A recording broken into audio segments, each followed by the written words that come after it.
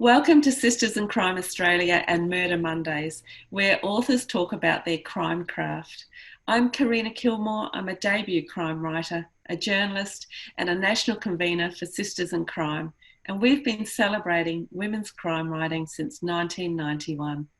Before I introduce Mirandi Riwoe, I'd like to acknowledge the traditional owners of country throughout Australia and recognise the continuing connection to land, waters and culture. We pay our respects to their elders past, present and emerging. Now, just a few words to introduce Mirandi. Mirandi, you have a master's degree and a PhD in creative writing and library studies from the Queensland University of Technology, and you have tutored in literary studies and creative writing. Under the name MJ Tjia, you have written 3 historical mysteries, She Be Damned, A Necessary Murder, and The Death of Me.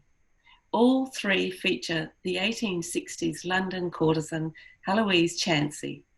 Sisters in Crime was also thrilled to have you as part of our guest at Mysteries and Histories event last year. Welcome, Mirandi. But before we get to the questions, can you please give us your elevator pitch for your latest novel, which is an historical fiction, Stone Sky, Gold Mountain? Okay, so thank you very much for that beautiful introduction. So this is my new novel. It's a historical fiction, Stone Sky, Gold Mountain.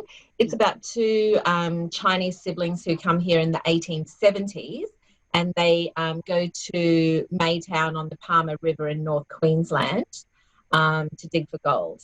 And while they're there, things aren't going great, and they move into Maytown Township, and that's where they meet Miriam, and white Australian girl, and their adventures start then. Cool. Oh, but also at the end of last year, my latest crime novel, The Death of Me, came out under MJ Tjia.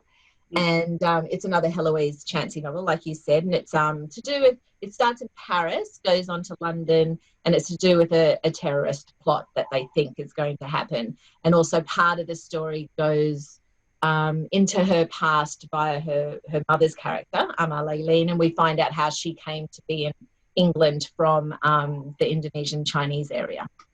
Cool. And how do you manage those 2 author names? And why do you have 2 author names? Well, it kind of happened organically. I was published first. My Heloise novels were published first by a British publisher, and we were going through names and, what name I'd like to use. My PhD and sort of short stories and things like that in Australia were published under Mirandi Riwoe, which is my legal name, but my father's actual Chinese name is Tjia. So we went through the options and we just thought MJ Tjia sounded the crimiest. That's just sort of like how that happens.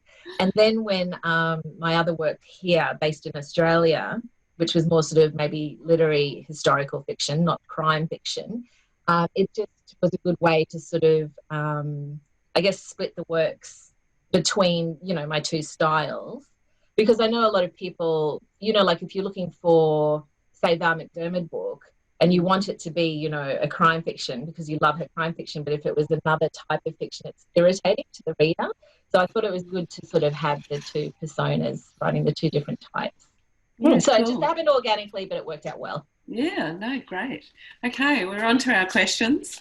I just got a big pile of questions. I'll give them a little shuffle. Here we go. How much of a profile do you do for each character before you write? Look, I don't do the profile as such. I know when, you're writing and you've got that, like what colour's their hair, what da-da-da, what da. I don't, what are habits. I don't do that as such, but I let the character sort of build up over time, even like things they might say or that they might like, and I'll keep notes on that. With Heloise, it was very important because I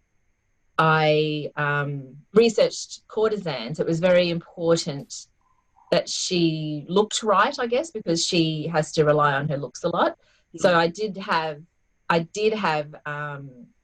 somebody in mind for who I based her on look-wise eventually, but that took ages. That, I went through portraits and old movie stars and, like models and everything to try and find what I thought she'd look like. It took a long time. her habits and who she was, that was built up over time, because I didn't want it to be too gimmicky, but you also want them to be solid characters. So for me, I think it's just time. It's building up that character over time, not like a little list, you know, sort of. So you get to know, I would say, those characters I know well now, and I'm fond of them. Yeah. And to me, they're real people now. Yeah. And who did you decide on? A movie star? Oh, no, I can't say. No. No, I can't say. And I'll tell you why. It's because I think it's like when your favourite book's made into a movie or something, it colours how you are picturing that character yourself. Yeah. And also, like, maybe if I said who I base her on, it'd put some people off because they don't like the, you know, the person who I based it on. So I don't say. I've told one other person. That's your secret. How many drafts do you write before handing it in? Okay, so the first one, She Be Damned, I wrote pretty straight, but the only redrafting I did was I put the whole thing in, it was in past tense, and I put the whole thing into present tense. Okay. And then I decided it was probably had a bit more immediacy if I put it in first person. So then I changed the whole thing like first person, which is arduous, but it's not like real, I guess, redrafting, like with, you know, like you're moving around scenes and everything. I didn't do that. With this novel, so usually I work from A to Z. I write, I know some other writers do their sections first and piece them together and that sort of thing. I write from A to Z. I could probably show you, but I use all whiteboards. So I plot out. So I am a plotter. So I do plot out what's going to happen. And structural edits, I've never really had a structural edit except for the last one, the Stone Sky one. I put in 2 or 3 extra sections, but not a proper like kind of restructuring. Yeah. So I would say a lot of, apart from line edits and everything, it's sort of pretty clean. Really that first draft. Yeah, fabulous. Tell us something not in your book about a main character. Oh, okay. Well, I'd say with Heloise, because I've held back some of her backstory, so it's sort of drip fed through the series. I've kept out like how she fell into being a courtesan or into sex work. And I've based it, so what I'll say is I've based it on what happened to a very famous courtesan, Cora Pearl, what happened to her and how she found herself in that world. So, but it might come in a future novel, but it was just basically what happens is there's, you know, if you're tricked into, as a 15-year-old or something, you're tricked into having sex, there's kind of socially no way back from that, like once you've been tricked into it, you know. So, and then, you know, and then the steps from there, from getting herself from Liverpool to London, using other strengths, I guess. So, yeah, that's probably one thing I haven't gone into yet in my course. Cool. How do you decide the scene of a crime? Well, the first one, like, it seems Jack the Ripperish, but it was way before the actual Jack the Ripper. Yeah. It was based on, I was reading about a doctor in the 1860s who performed sexual mutilation on women to cure their hysteria, you know, and it was pretty horrible. So actually those murders, which seem Jack the Ripperish and, you know, very London, were actually based on that doctor. So I guess, was that the type of crime or the setting of the crime that you asked about? Whichever, yeah. Yeah, so I would say each setting of the crime has been based on something I've read historically to do with London and crime. Yeah. Does your main character ever surprise you?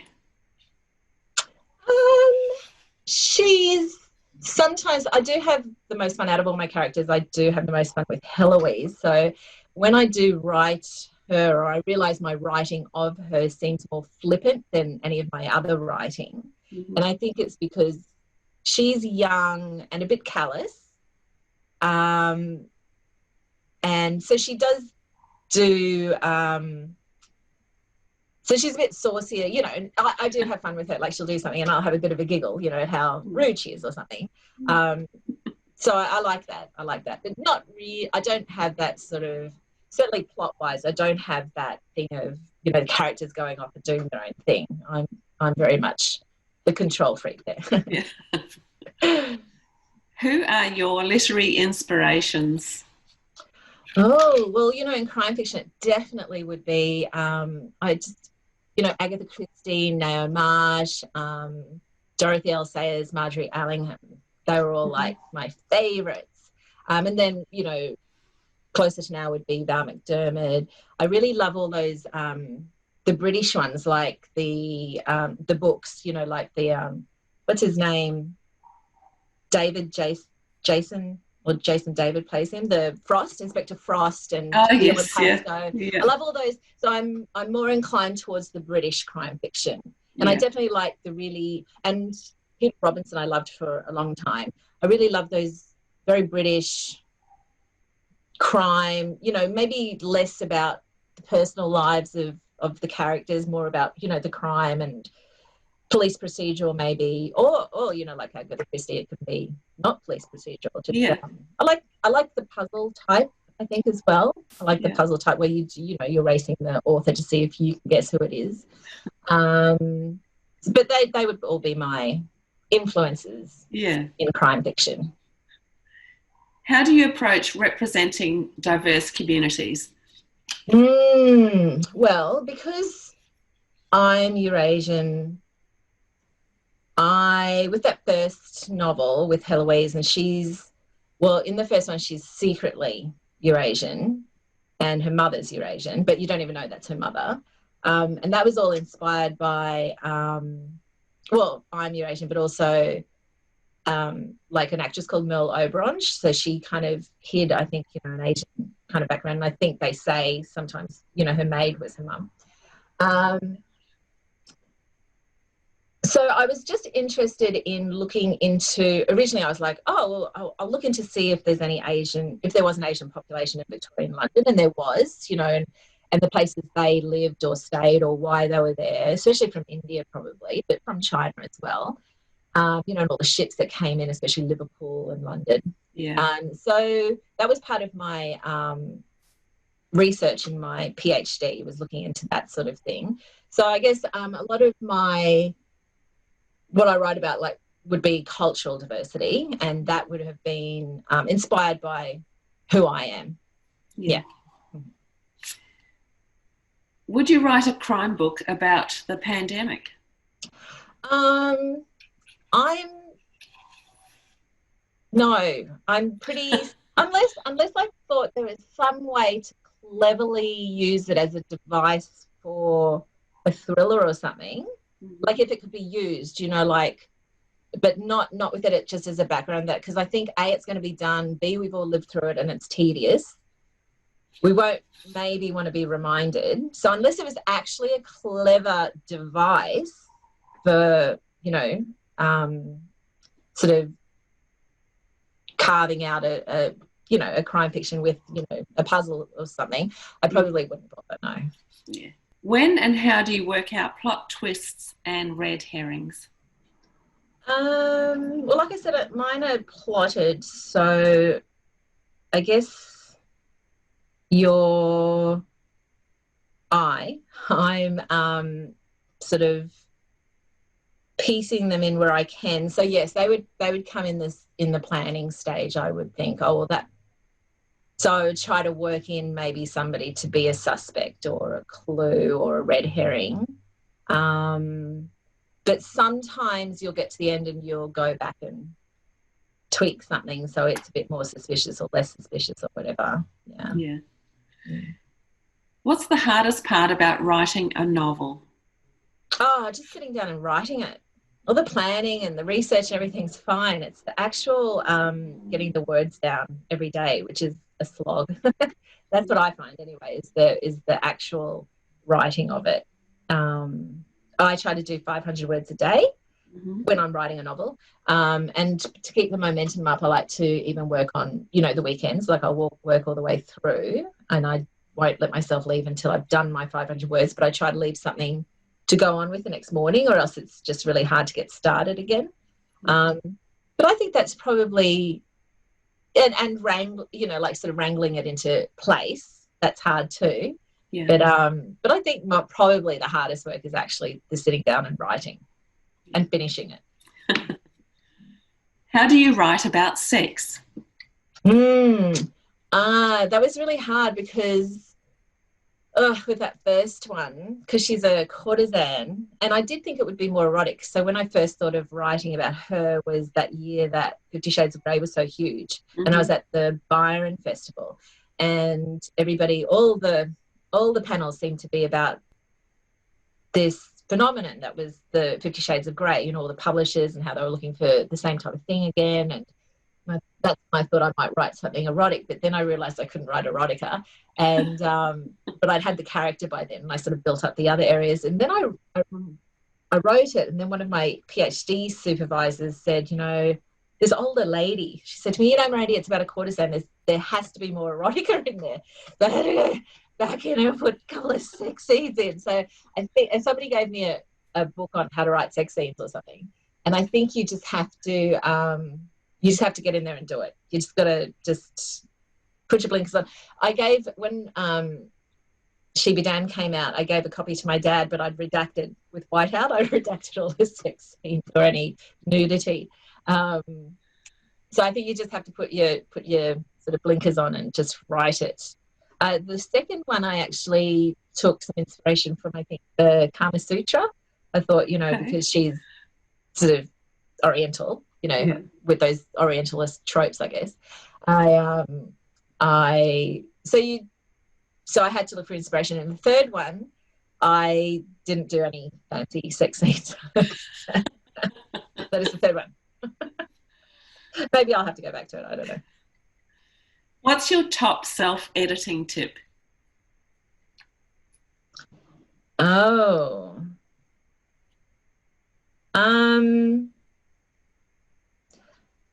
It would just be to go over it again and again. So when I do my 500 words, the next day, the first thing I do is I go over that 500 words first. So it's always the rereading. But I guess a friend told me not to start, maybe it's not a great idea to start a sentence with there, like there was a light, or there, like there. I thought that was a good tip. Yeah, or, like if it sounds a bit too overwrought to yourself even, then it probably is, just take it out. So I don't know, maybe not. I don't know, because I think at first, like they say, they don't start a sentence with there. At first, you're very aware of it, but then after a while, it just becomes part of your routine to sort of edit yourself that way. So it's not like a main editing tip anymore. Yeah. How important is place in your writing? I would say very important in what I've chosen to write about. So Victorian London and what it entailed, for a Eurasian woman. I mean, that was very, important. So setting's very important, especially Victorian London in a crime fiction. Very important because it's such a, recognised space. Stone Sky Gold Mountain, knowing how the Chinese in that Palmer River area. So I went up there and did some research in the Palmer River area. We camped out there and everything just to know what it was like for the characters. That was very, very important to that story, because you're wanting to know how they felt when they first got here. You're going to have to imagine that as well. The Fish Girl was the novella I wrote set in Indonesia. And because it's about Dutch colonialism, you have to get that right as well. So I'd say in what I've written, settings become very popular. Important. Yeah. And why is crime so appealing as a genre? I think there's lots of reasons. I think it's that clue puzzle thing. I think that the writer, it gives the reader something to do, or, it's to chase down the author. I have read that it's especially popular in periods of unrest because of that closed ending, that they always have a closed ending. So whereas life doesn't necessarily, you know, have a, you know, where the culprit is caught and, you know, the world is right again. I think that's very true of crime fiction. Yeah, and I think people just like an ending sometimes. I just want to know it's going to, you know, like a romance. I think that's the appeal of a lot of genres. Yeah, I think they're just fun. Although, I mean, it's another conversation, but I do see how there's exception taken to the violence. I do see that, but I think that's obviously another conversation. But I think it's mostly because it has a closed ending and people can enjoy that. And there's a lot of variety in crime writing too. Oh, there's so much variety. Yeah. So that's so true. There's something for everyone. Like I was saying before, there are many crime fiction styles and writers that don't appeal to me. So it's not just like I love crime fiction. I love certain crime fiction. Yeah. Yeah. And we're up to our last question for today. How would you get away with murder? My husband's always worried about this. How would I? I think the best way would be an accident. Accident. I think that's probably how, and you know, many people have got away with it that way. I think that's probably how I would do it in real life. Yeah. So I better not go camping with Dave. No. Mirandi, thanks for being with us today on Murder Mondays, and good luck with your new book. That was fun. It was a pleasure. Thank you.